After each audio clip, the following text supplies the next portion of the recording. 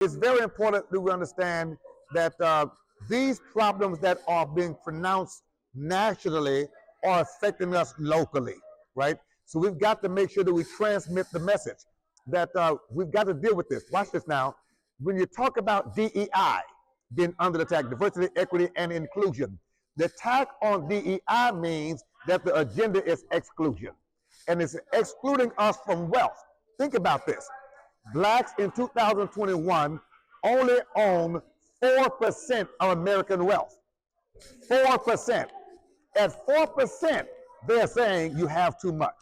Think about that. 4%, and we have too much. And so that's why there's an attack on DEI.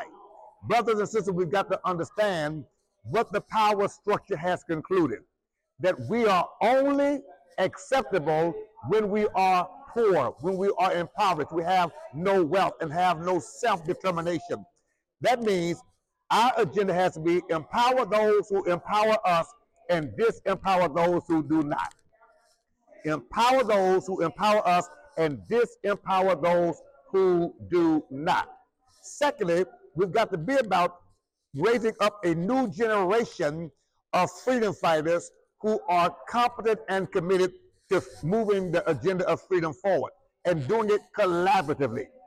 We've got to collaborate very intentionally. So we need to come to the table, bringing together diverse groups culturally, because we have one future in terms of where we're going. Listen, it's not time for us to be divided. This message that's come from the White House is about dividing us.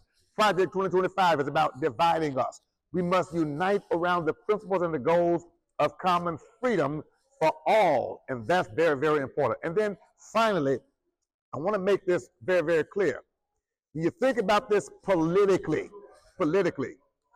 the Supreme Court has been co-opted. That's a majority in the House, majority in the Senate. We've got to organize now for 2 years from now for the next election. We've got to understand, not 4 years, it's 2 years.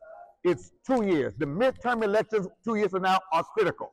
We've got to make sure that we organize politically to only elect individuals who will publicly denounce Project 2025 and the agenda we see now afoot. So those are the three things. We've got to do this legislatively. We've got to do it politically. We've also got to do it with activism, and that means we've got to be in the streets publicly, because this is about economic empowerment.